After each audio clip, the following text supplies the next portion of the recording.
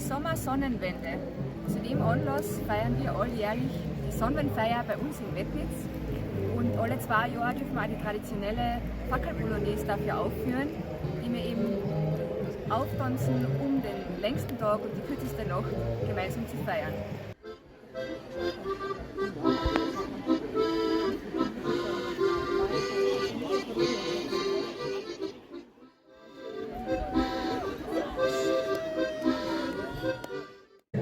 Unsere bekannte Sonnenfeier ist eines der größten und bekanntesten Feste im ganzen Metlitztal.